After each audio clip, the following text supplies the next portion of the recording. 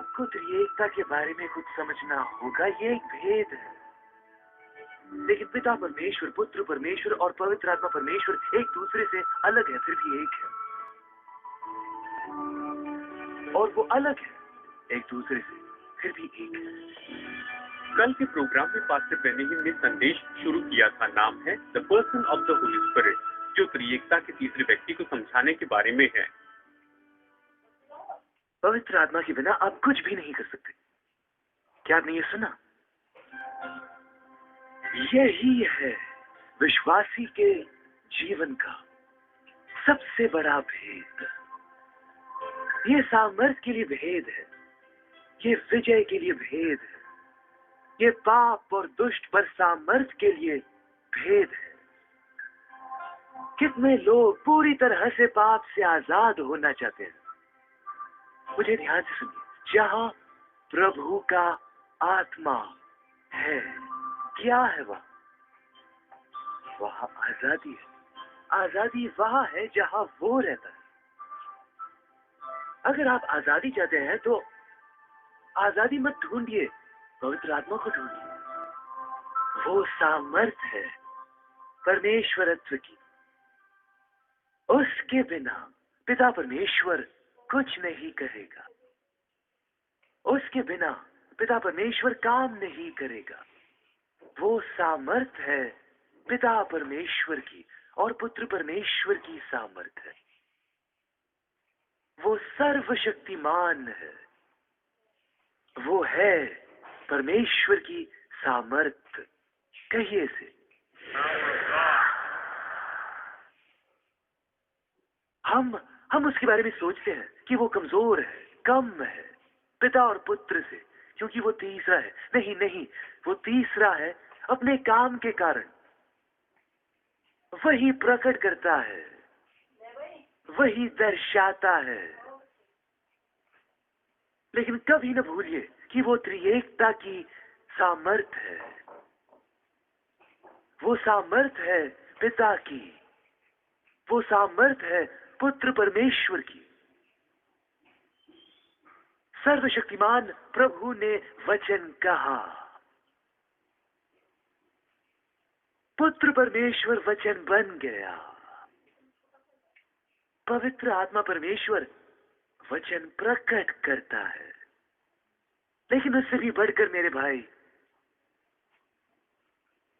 पिता परमेश्वर ने कहा, आओ हम मनुष्य को बनाए। ये यीशु था जिसने मिट्टी से शरीर बनाया।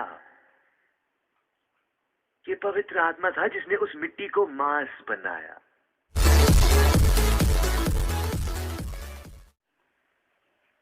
प्रभु ने कहा, आओ हम मनुष्य को बनाए।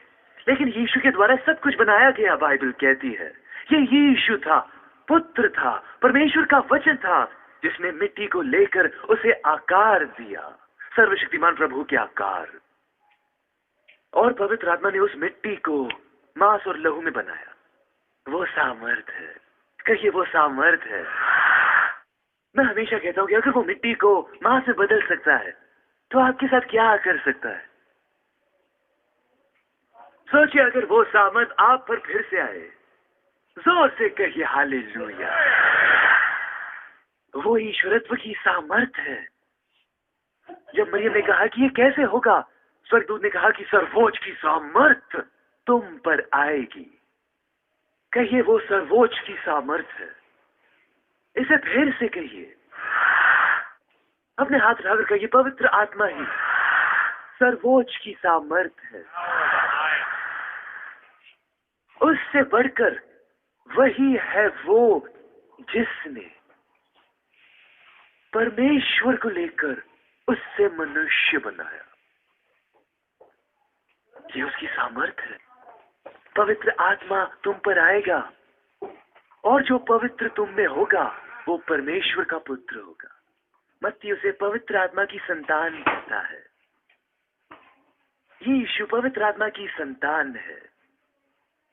उसकी सामर्थ के बारे में सोचिए। उसने प्रभु को लिया और उसे मनुष्य बनाया अपनी सामर्थ से। अद्भुत है। ये कैसी सामर्थ है? आप कहेंगे, मैंने सोचा कि यीशु ने ही किया। मेरे भाई, ये न शक्ति से हुआ, न बल से हुआ, लेकिन मेरी आत्मा से, प्रभु कहता है। यानी किसने प्रभु को लेकर उसे मनुष्य बनाया? पवित्र आत्मा।